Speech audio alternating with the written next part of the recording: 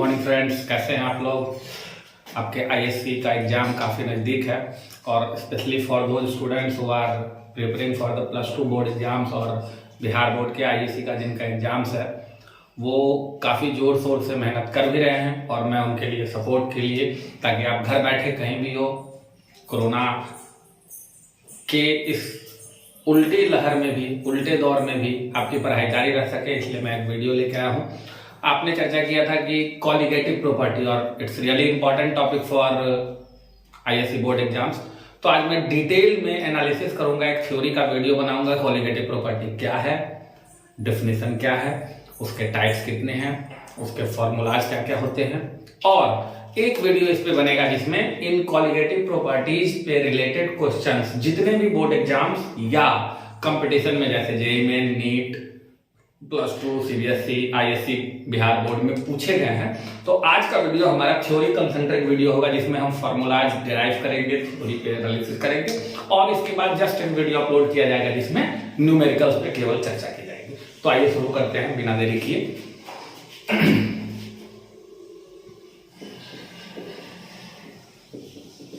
Colligative properties of solutions. देखिए, colligative property किसका होता है? सॉल्यूशन का होता है। सॉल्यूशन पहले हम लोग कॉलिगेटिव प्रॉपर्टी से पहले जानते हैं सॉल्यूशन क्या होता है। तो आप सभी को पता है, सॉल्वेंट में जब हम सॉल्यूट को मिलाते हैं तो हमारा सॉल्यूशन बनता है। अब देखिए कैसे पहचानेंगे, जैसे हमने HCl में पानी मिलाया या पानी में दूध मिलाया तो जो सॉल्यूशन बनेगा उसको कैसे पहचानेंगे? तो जिसका अमाउंट कम हो, लेसर अमाउंट हो, वो सब्सटेंस सॉल्यूट कहलाता है, और जो एक्सेस अमाउंट में हो, लार्जर अमाउंट में हो, उसको हम लोग सॉल्वेंट बोलते हैं। ठीक है, तो इस सॉल्यूशन की प्रॉपर्टी होती है कॉलिगेटिव प्रॉपर्टी। अब हम आते हैं what is the colligative property, इसका डेफिनेशन क्या है। तो देखिए, सॉल्यूशन का ऐसा प्रॉपर्टी जो उसमें मौजूद सॉल्यूट पार्टिकल्स के काउंट यानी कि संख्या पर निर्भर करता है। देखिए, जैसे मैंने मान लीजिए पानी में डाला 1 मोल NaCl। अब NaCl आयनिक कंपाउंड है, अगर आप उसको पानी में डालेंगे तो वो ब्रेक हो जाएगा Na+ और Cl- में। आपने डाला था 1 मोल NaCl, वो टूट के हो गया 2 मोल, एक Na+ का मोल और एक Cl- का मोल। तो वास्तव में आपने 1 मोल डाला था लेकिन वो अब टूट के हो गया 2 मोल, तो इसका काउंट बदल गया। तो कॉलिगेटिव प्रॉपर्टी ऐसा प्रॉपर्टी है जिसका आंसर अब 1 मोल के अकॉर्डिंग नहीं आके 2 मोल के अकॉर्डिंग आएगा। मतलब ऐसी प्रॉपर्टी सॉल्यूशन की जो उसके सॉल्यूट पार्टिकल्स के काउंट पे डिपेंड करे, उसको हम बोलते हैं colligative property. Definition: the properties of solution which depends upon count कह लीजिए या नंबर कह लीजिए, which depends upon count या number of solute particles is called colligative properties. अब कॉलिगेटिव प्रॉपर्टीज के 4 टाइप होते हैं। देखिए ध्यान से, टाइप्स। एक पहला है relative lowering of vapour pressure, VP मतलब वेपर प्रेशर। दूसरा है elevation in boiling point, BP मतलब बॉइलिंग पॉइंट, कुछ और नहीं समझेंगे आप लोग। BP का मतलब है boiling point. Depression in freezing point, और चौथा है ऑस्मोटिक प्रेशर। ये 4 कॉलिगेटिव प्रॉपर्टी है जिसकी थ्योरी आज हम लोग डिस्कस करेंगे। क्या क्या फॉर्मूला होता है, कैसे उसको डिराइव करते हैं, उसमें टर्म्स क्या क्या है, और लास्ट में हम लोग जो आपको काउंट के लिए बताया था, मतलब इसके अलावा एक टॉपिक है वैन हॉफ फैक्टर, इस पर डिस्कस करेंगे। ये 5 चीज हमारे डिस्कस करने जा रहे हैं। चलिए कॉपी कीजिए।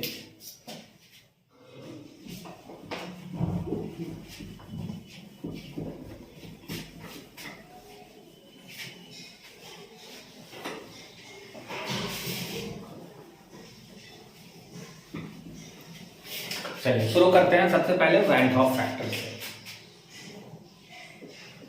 वैन हॉफ फैक्टर ये एक कांस्टेंट है, ये एक संख्या है जिसको हम लोग आई से डिनोट करते हैं, आई से। इसका मतलब क्या है? टोटल मोल्स आफ्टर डिसोसिएशन या एसोसिएशन, समझाता हूं मैं ये क्या है, divided by total moles before dissociation या एसोसिएशन। देखिए यदि आप एक चीज को डालते हैं सॉल्यूट को सॉल्वेंट में, अगर वो टूट गया तो उसको बोलते हैं डिसोसिएशन।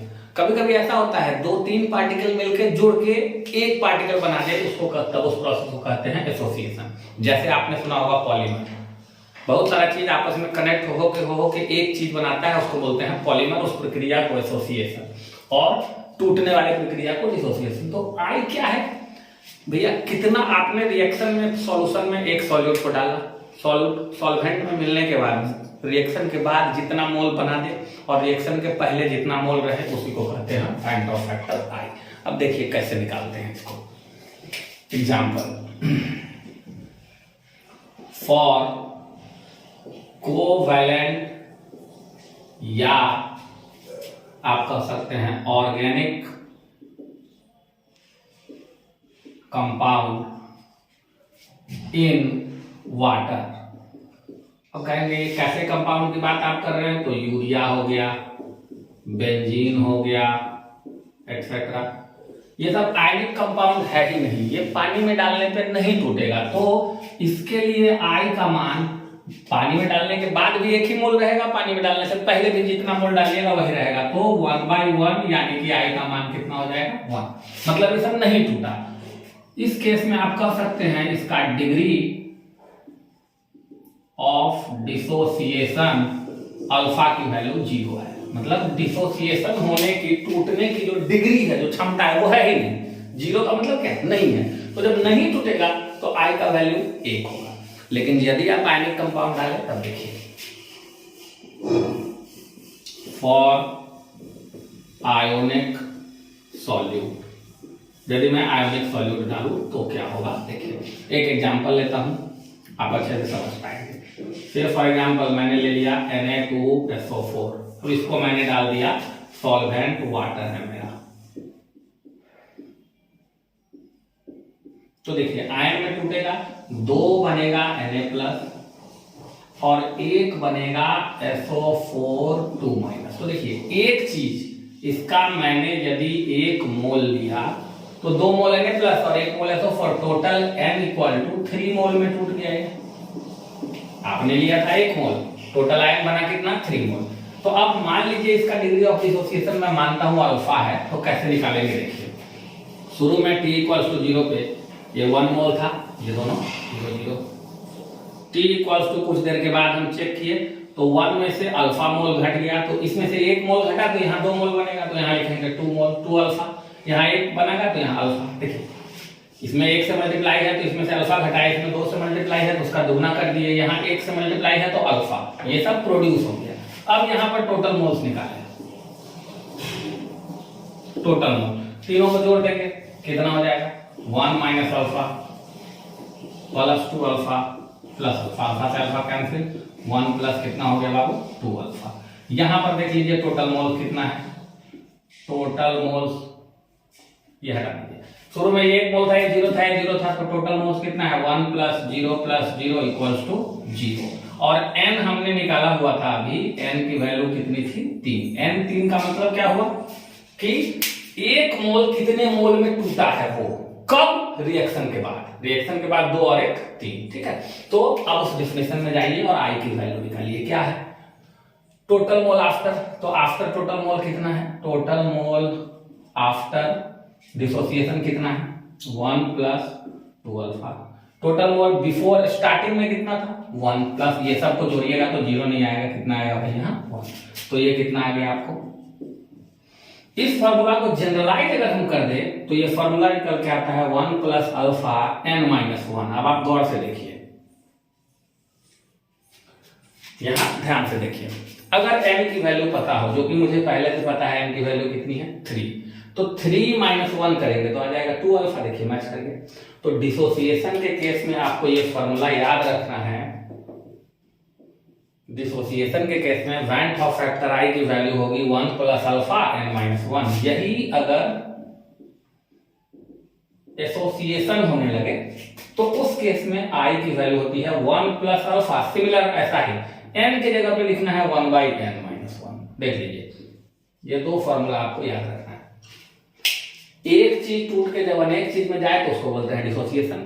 मोर देन 2 और 3 और 4 सब्सटेंस जब मिल जाए और एक चीज बना ले तो उसको बोलते हैं एसोसिएशन। दोनों के फॉर्मूला में फर्क क्या है? डिसोसिएशन में n-1, एसोसिएशन में 1/n-1। मतलब समझिए, डिसोसिएशन में ये टर्म हमेशा पॉजिटिव होगा तो आंसर 1 से बड़ा आएगा। अब 1/n कीजिएगा, जैसे 3 को यहां रखिएगा तो 1/3 - 1 निगेटिव आएगा। इसका मतलब क्या हो गया? एसोसिएशन में आई का वैल्यू ये निगेटिव होगा तो 1 से छोटा हो जाएगा, और डिसोसिएशन में आई का वैल्यू ये पॉजिटिव चीज को जोड़िएगा 1 में तो 1 से बड़ा हो जाएगा। तो आपको आई पता होना चाहिए कैसे निकालते हैं। ठीक है, अगर नहीं टूटेगा तो आई की वैल्यू 1 हो जाएगी। कब नहीं टूटेगा? जब अल्फा कितना हो? 0 हो। ठीक है, चलिए कॉपी कीजिए।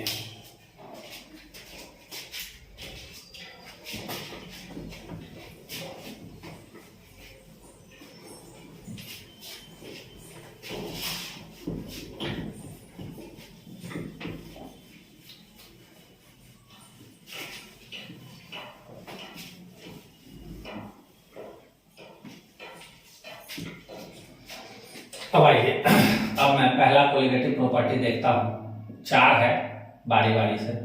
Elevation in boiling point. इसका मीनिंग क्या है पहले ये समझिए, फिर आप फॉर्मूला पे आइएगा। ओरिजिनल सॉल्वेंट का बॉइलिंग पॉइंट, मान लो एग्जांपल ओरिजिनल सॉल्वेंट वाटर है, तो वाटर का बॉइलिंग पॉइंट 100 डिग्री सेल्सियस। उसमें आप कुछ दूसरा चीज मिला दिए, सॉल्वेंट में सॉल्यूट मिला दिए, साल्ट मिला दिए, सब्जी मिला दिए, नमक मिला दिए, फूड आइटम मिला दिए। अब उसको गर्म कीजिएगा तो पानी का बॉइलिंग पॉइंट पहले से बढ़ जाएगा, उसको बोलते हैं एलिवेशन। क्यों बढ़ेगा? क्योंकि देखिए, आप हीट दीजिएगा तो कुछ हीट तो पानी को मिलेगा, लेकिन कुछ हीट उसमें जो दूसरा चीज मिलाया है वो ले लेगा। तो आप दे रहे थे अभी हीट जितना, वो हीट बट गया। एक हीट चला गया पानी के पास, दूसरा चला गया उसमें जो सॉल्यूट मिलाए हैं, सब्जी मिलाए हैं, नमक मिलाए हैं उसके पास। तो पानी का बॉइलिंग पॉइंट पहले से अब बढ़ जाएगा। कितना बढ़ेगा वो यहां से निकालेंगे। ठीक है, तो देखिए क्या कहता है, डेफिनेशन क्या है? When A solute is added to pure solvent, boiling point of pure solvent is increased. This is called elevation in boiling point. अब बात करते हैं कितना बॉइलिंग पॉइंट बढ़ेगा और कैसे बढ़ेगा। तो देखिए, हमारे पास एक टर्म है delta T, change in temperature. Boiling point इसलिए लिखा बी, इसको कहते हैं चेंज या इंक्रीज। चेंज का मतलब घटना बढ़ना दोनों होता है, लेकिन इस केस में हमेशा ये बढ़ेगा। एलिवेशन का मतलब होता है बढ़ना। इंक्रीज कह लीजिए, चेंज कह लीजिए इन बॉइलिंग पॉइंट, ये हो गया डेल्टा टीवी। केवी हो गया बॉइलिंग पॉइंट एलिवेशन कांस्टेंट। आई हो गया आपका वैन हॉफ फैक्टर। ठीक है, आई हो गया आपका वैन हॉफ फैक्टर। इसके बाद एक टर्म आता है मोलरिटी। याद रखिए मोलरिटी है, मोलरिटी नहीं है, LITY है। मोलरिटी क्या होता है ये ध्यान रखिएगा, moles of solute divided by mass of solvent, और ये मास आना चाहिए आपका केजी में, इसको कहते हैं मोलरिटी। तो हम लोग कैसे निकालते हैं, फॉर्मूला क्या होता है, delta TB equals to, formula ये होता है i van't Hoff factor into KB into molarity. आप चाहें तो इसको थोड़ा सा एक्सपेंड भी कर सकते हैं, मोलरिटी का फॉर्मूला लिख सकते हैं आई इंटू केबी इंटू मोलरिटी को क्या लिखेंगे आप, mole of solute divided by mass of solvent KG में। तो ये जो आपका फॉर्मूला निकल के आ गया, this is your elevation in boiling point. तो आपसे अगर कोई पूछे what is elevation in boiling point, तो आप एक्सप्लेन कर सकते हैं कि जब भैया प्योर सॉल्वेंट में कुछ मिला दो तो प्योर सॉल्वेंट का बॉइलिंग पॉइंट पहले से बढ़ जाता है। कितना बढ़ता है उसको कहते हैं डेल्टा टीबी। उसकी वैल्यू कितनी होती है, आई इंटू केबी इंटू मोलरिटी। आई क्या है, अभी अभी बताया पेंटोस फैक्टर। केबी क्या है, इसका कांस्टेंट है, और मोलरिटी आप निकाल सकते हैं। सिमिलरली दूसरा प्रॉपर्टी जो है एकदम हूबहू, depression in freezing point. Depression का मतलब हो गया घटना, कम हो जाना, डिक्रीज कर जाना। एलिवेशन का मतलब हो गया बढ़ जाना, ठीक है। तो यहां देखिए, यहां हम लोग क्या लिखते हैं, definition same, when a solute is added to pure solvent its freezing point of pure solvent is decreased हो जाएगा। आप मैं लिख नहीं रहा हूं डेफिनेशन, आप बना सकते हैं। इसमें क्या बनाएंगे डेफिनेशन, बॉइलिंग पॉइंट की जगह पे फ्रीजिंग पॉइंट और इंक्रीज की जगह पे क्या लिख देंगे, डिक्रीज। अब यहाँ डेल्टा टी एफ लिखा था, देखिए यहाँ बॉइलिंग पॉइंट के लिए बी था, यहाँ फ्रीजिंग पॉइंट के लिए एफ। सेम ऐसा है, आई इंटू कांस्टेंट को के बी बोले थे बॉइलिंग पॉइंट वाले को, इसके कांस्टेंट को के एफ बोलेंगे। उसको लिखेंगे freezing point depression constant into molarity. देखिए सिमिलर फॉर्मूला है, कोई चेंज नहीं हुआ, जैसा फॉर्मूला ये वैसा ही है। दोनों में फर्क क्या है ये समझ लेना भाई। बॉइलिंग पॉइंट इसमें बढ़ जाएगा, जैसे वाटर को हम सॉल्वेंट मान ले तो शुरू में प्योर वाटर का बॉइलिंग पॉइंट है 100, जब उसमें कुछ मिला दोगे तो वो होके निकल के यहां से 100 में मान लो 0.2 डिग्री सेल्सियस बढ़ गया, तो आगे आपको 100.2 डिग्री सेल्सियस। ये 0.2 यही है डेल्टा टीबी। इसमें क्या है, ओरिजिनल फ्रीजिंग पॉइंट होता है वाटर का 0 डिग्री पे, वाटर पिघलता है, मतलब सॉरी फ्रीज होता है, आइस में फ्रीज होता है वाटर। तो इसमें न्यू फ्रीजिंग पॉइंट अगर आपसे कोई पूछे तो न्यू फ्रीजिंग पॉइंट घट जाएगा, पहले था 0 माइनस मान लो 0.2 डिग्री सेल्सियस घट गया, तो आंसर आ जाएगा -0.2 डिग्री सेल्सियस। दोनों में फर्क देखिए, एलिवेशन में हम जोड़ रहे हैं और डिप्रेशन में हम क्या कर रहे हैं, घटा रहे हैं। कितना जोड़ना है, डेल्टा टीबी जोड़ना है। कितना घटाना है, डेल्टा टीएफ घटाना है। कैसे डेल्टा टीबी डेल्टा टीएफ निकालना है, ये फॉर्मूला है आपके पास। फॉर्मूला में सारी चीजों को आप पहचानते हैं, आई को भी, केएफ को भी, मोलरिटी को भी, ठीक है। आज केवल हम लोग थ्योरी वाले हिस्से पे काम करेंगे, इसके न्यूमेरिकल के लिए मैं जस्ट एक अगला वीडियो बनाऊंगा। चलिए कॉपी कर लीजिए।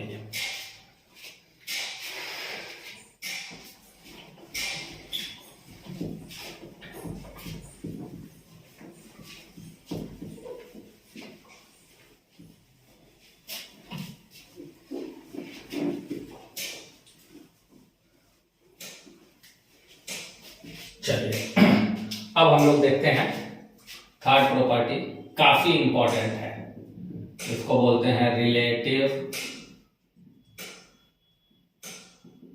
Lowering of vapour pressure. ये है, तो सबसे पहले आप ये समझिए वेपर प्रेशर होता क्या है और वो घटता क्यों है। लोअर हो जाना मतलब कम हो जाना, और फिर रिलेटिव मतलब हम तुलना किससे कर रहे हैं। तीन बातें हैं, व्हाट इज वेपर प्रेशर, वो घटता क्यों है, और इसकी किससे आप तुलना कर रहे हैं। इसको समझिए पहले, फिर फॉर्मूला हम लोग ड्राइव करेंगे। देखिए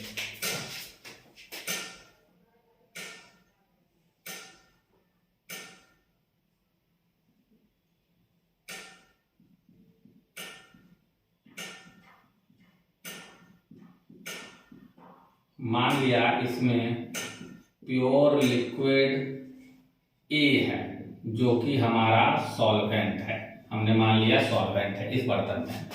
दूसरे बर्तन में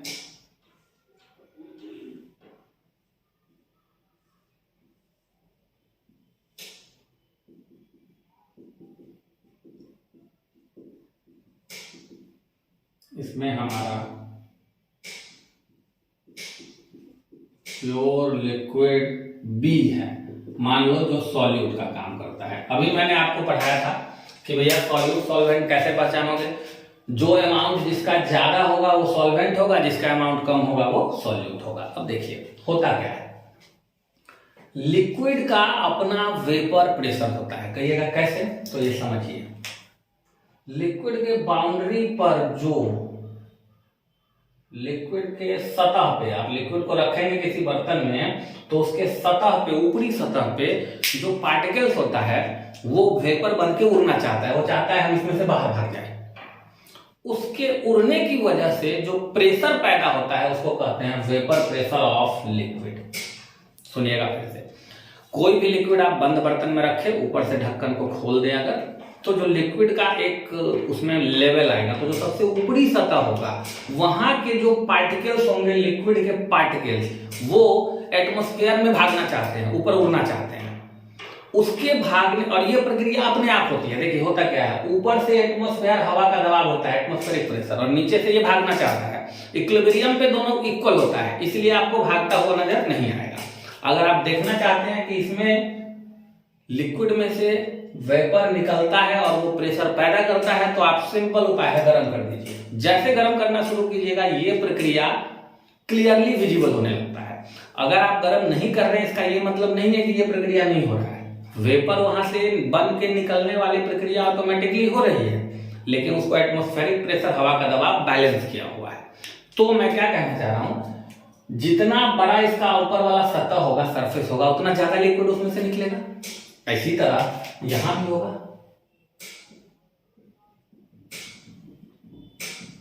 इसी तरह यहां भी होगा।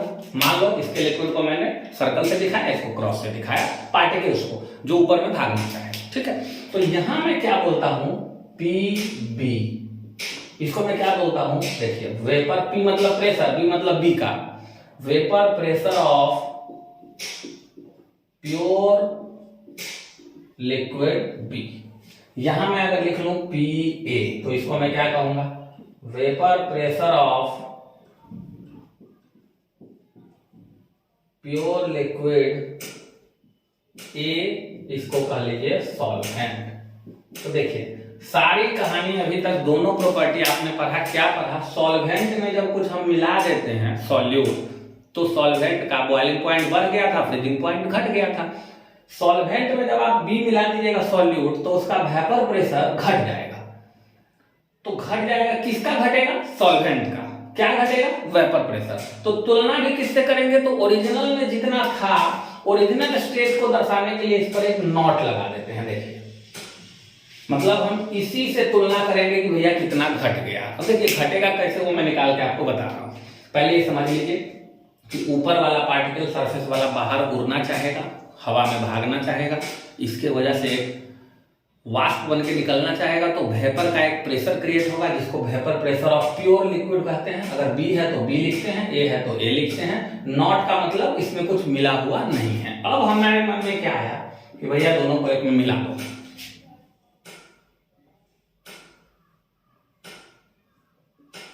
अब मेरे मन में क्या आया कि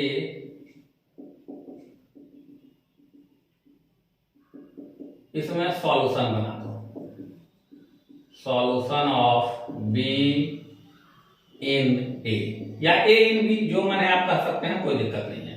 मतलब मैंने अब क्या किया, सॉल्यूशन बना दिया, मतलब दोनों को मिला दिया। अब दोनों को मिलाइएगा तो सोचिए, इसके टॉप वाले सतह पे कुछ बी का पार्टिकल भी होगा, टॉप वाले सतह पे, और कुछ उसके बगल में ए का पार्टिकल भी होगा। मतलब अब गौर से देखिए, मैंने क्या किया, बी के पार्टिकल को मैंने सर्कल से दिखाया था और ए के पार्टिकल को मैंने क्रॉस से दिखाया था। जब दोनों मिला दीजिएगा तो जो ऊपर का सतह होगा, पार्टिकल तो वहां अभी भी है, उड़ना तो अभी भी चाहेगा, लेकिन ऊपर के सतह पे अब खाली ना तो ए का पार्टिकल है ना बी का है, दोनों का है, दोनों का पार्टिकल है।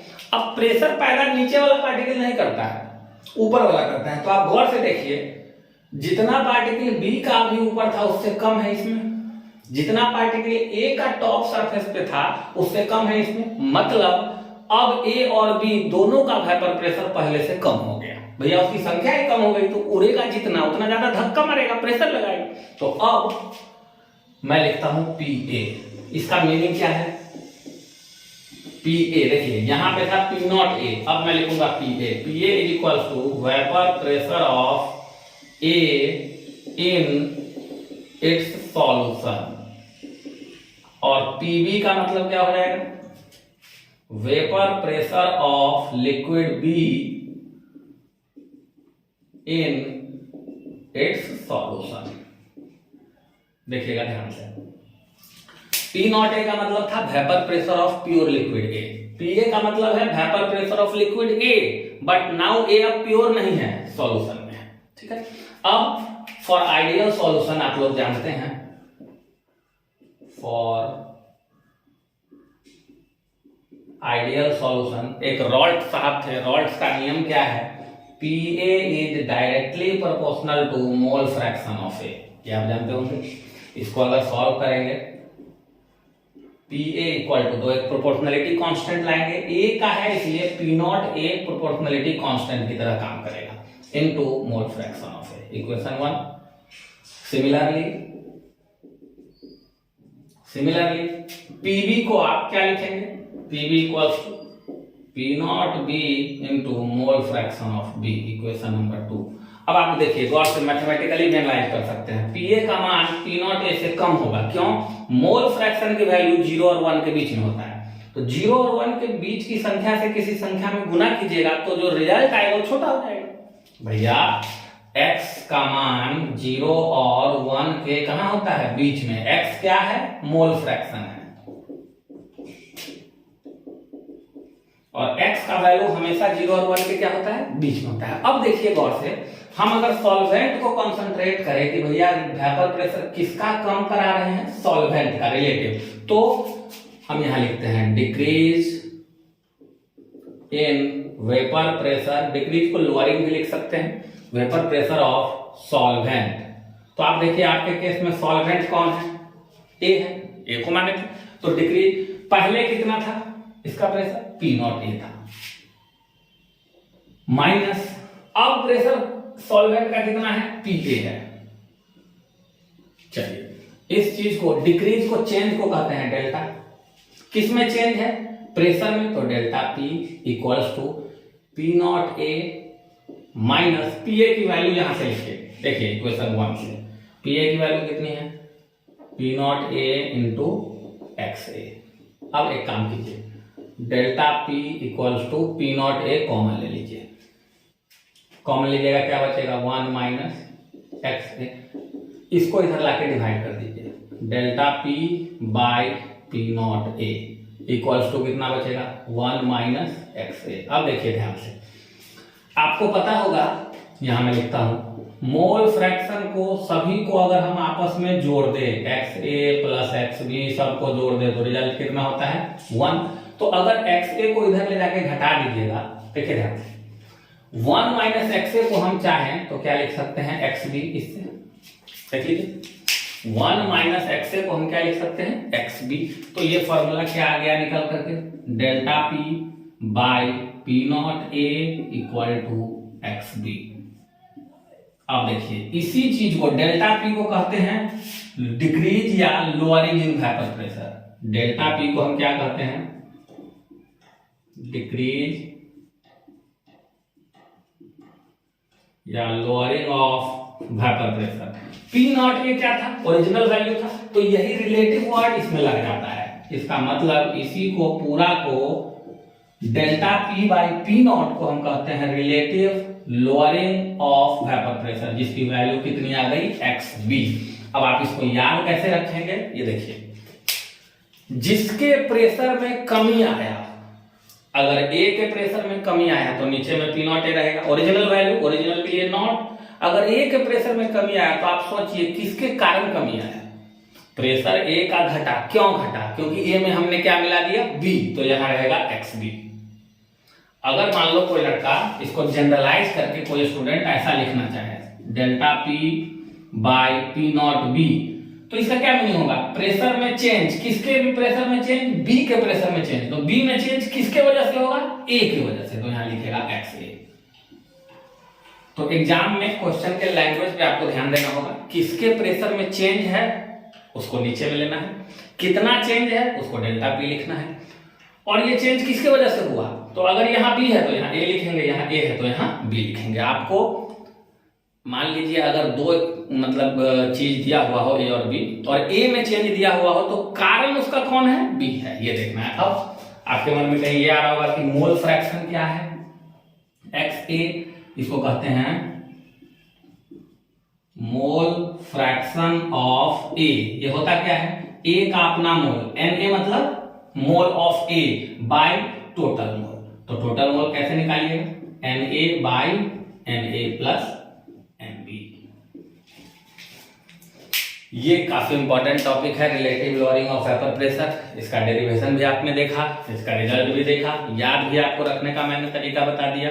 मैं एक बार क्विक समराइज कर दूं इसको, जितना प्रेशर में चेंज होगा उसको बोलेंगे डेल्टा पी। रिलेटिव मतलब स्टार्टिंग में कितना था तो बोलेंगे पी नॉट। अब आप किससे तुलना कर रहे हैं, अगर ए से तुलना कर रहे हैं तो ए लिखेंगे, बी से तुलना कर रहे हैं तो नीचे में बी लिखेंगे। अगर यहाँ ए लिखिएगा तो मोल फ्रैक्शन बी का हो जाएगा, क्योंकि ए में बदला बी में लाया है, तो यहां रहेगा ए तो यहां बी, उल्टा दीजिए, यहां बी तो यहां ए। चलिए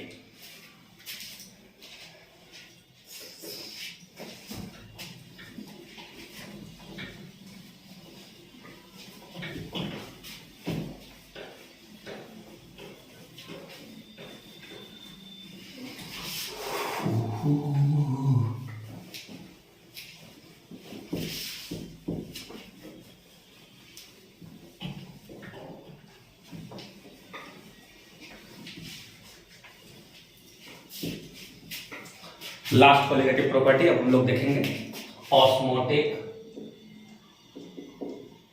प्रेशर। देखिए ऑस्मोटिक प्रेशर को हम लोग डिनोट करते हैं पाई से। किससे डिनोट करते हैं, पाई से। देखिए आप देख रहे हैं लिक्विड में भी वेपर प्रेशर होता है। अगर दो लिक्विड आपस में कनेक्ट किया जाए या दो लिक्विड को आपस में आप फ्लो होने दें, तो ध्यान से सोचिए, एक का वेपर प्रेशर ए, एक का वेपर प्रेशर बी, तो जिसका वेपर प्रेशर ज्यादा होगा उधर से कम वाले की तरफ फ्लो होना शुरू होगा, हाई प्रेशर से लो प्रेशर की तरफ फ्लो होगा, है ना।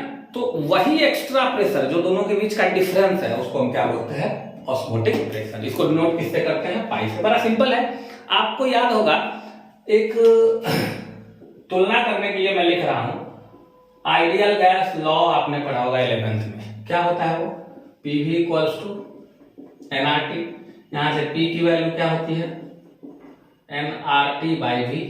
बस इसी से हमको तुलना कर लेना है। हमारा जो ऑस्मोटिक प्रेशर है वो P के जगह पे क्या लिखाता है भाई, पाई। N हो गया मोल ऑफ सॉल्यूट, V हो गया total volume into R into T। अब इसमें एक चीज से खाली गुना कर दीजिएगा लास्ट में I से, वैन ऑफ फैक्टर से। तो इसको कोई बुक ऐसे भी लिखता है, pi equals to I into, ये वेक्टर वाला आई नहीं है, ये वैन ऑफ फैक्टर है, N बाई V को लिख देगा नंबर ऑफ मोल बेटा वॉल्यूम को कंसंट्रेशन CRT। ये हो गया आपका ऑस्मोटिक प्रेशर। अब इसमें एक टर्म आता है टू सॉल्यूशंस, जिसपे न्यूमेरिकल्स आते हैं। दो अलग अलग सॉल्यूशंस आर आइसोटोनिक। आइसो मतलब सिमिलर, आइसो वर्ड जहां भी लगा उसका मतलब इक्वल या सिमिलर। आइसोटोनिक का मतलब osmotic pressure of first solution should be equal to osmotic pressure of second solution. दो सॉल्यूशन आइसोटोनिक कब होगा, जब पहले सॉल्यूशन का ऑस्मोटिक प्रेशर दूसरे सॉल्यूशन के ऑस्मोटिक प्रेशर के बराबर होगा। पाइलों को आप क्या लिख सकते हैं, I1 C1 R T1 बराबर I2 C2 R T2, R से R कट गया, I1 C1 T1 बराबर I2 C2 T2।